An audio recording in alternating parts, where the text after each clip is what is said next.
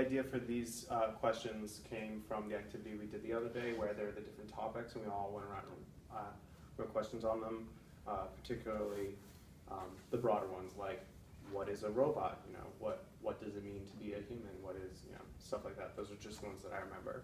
Broad questions that people can come into from a lot of different angles.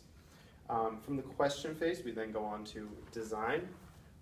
We really liked the backwards design aspect, where you're starting with the goal in mind. In this case, we're starting with the question, and then we're working backwards and fleshing out the rest of it. And we actually had kind of an order that we wanted to do this in. Do you want to talk about that? Sure.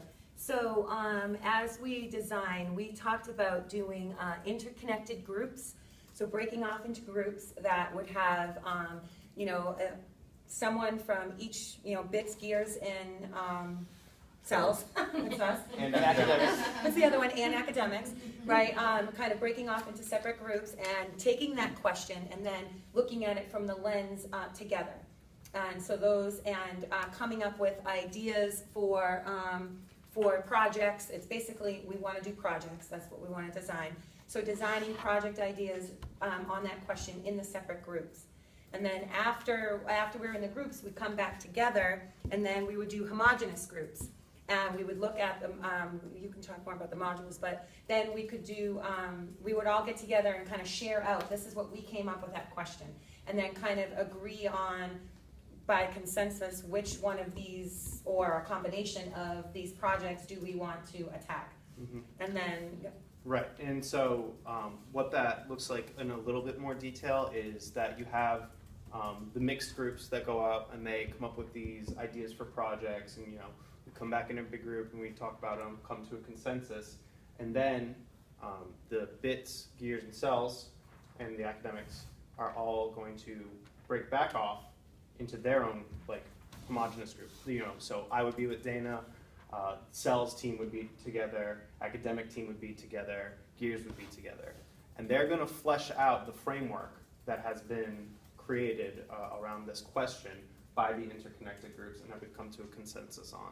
And we thought that would be especially important in the beginning, before we really know each other's frameworks and things like that.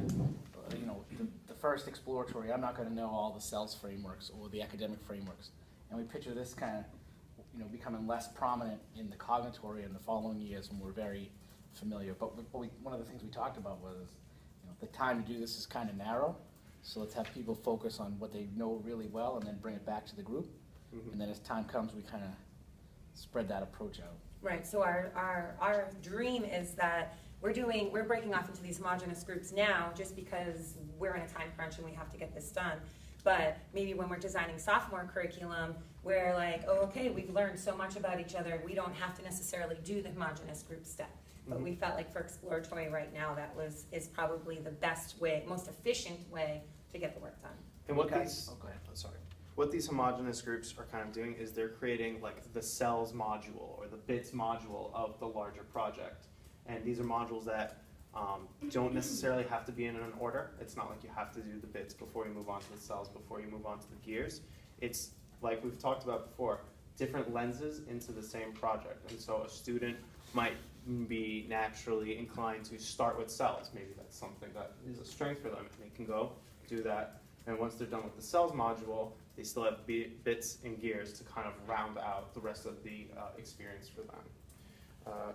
Joe, do you want to talk about the create/do phase? So this is kind of where, you know, after all the planning goes into it, we actually, you know, we team test our projects.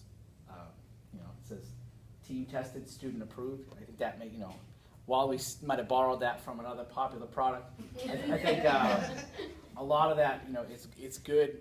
I mean, it's just good practice to do something before you have the students do it, and not necessarily to have all the answers, but to, you know, just be familiar.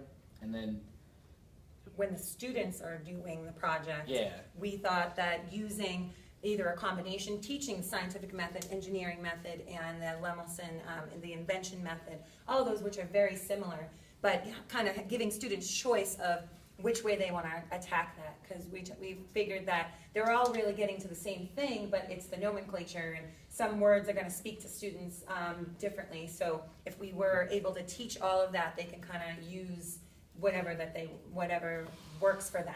And while we Speaks kind of looked into those as methods of maybe designing curriculum, we realized that, that they're, very tailored to individual professions vocabulary-wise, but they're all similar and maybe not the best route to get to curriculum. But as far as completing projects, in our experience, we think they work really well. So we didn't want to ditch them, but maybe it's more student use than curriculum use. Mm-hmm.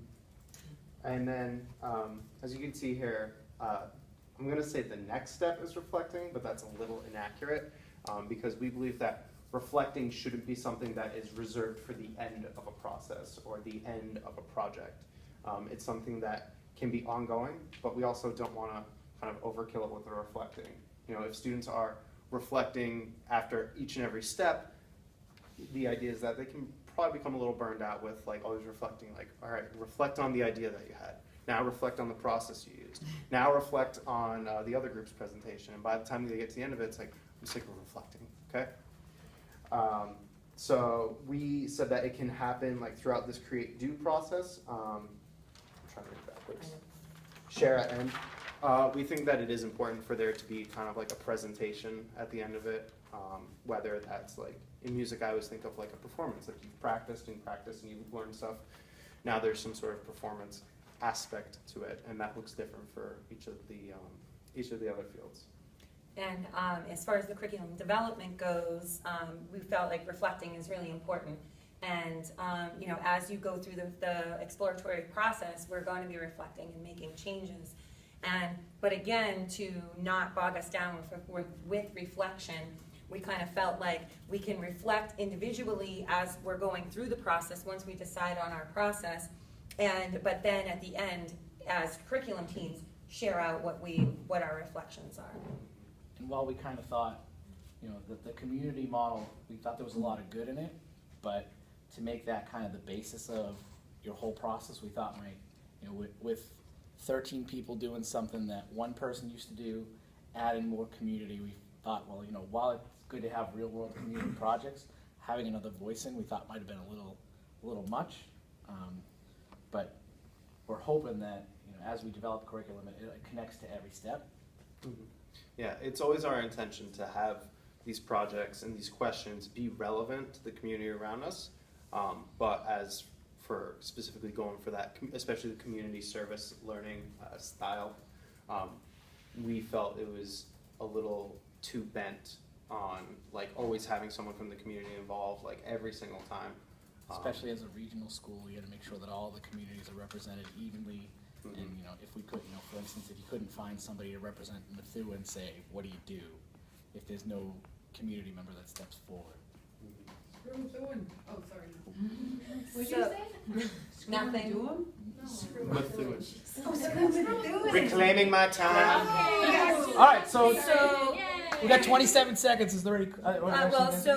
So the real world community said that. So that's basically, and through this, we're all doing collaboration and growing and reflecting.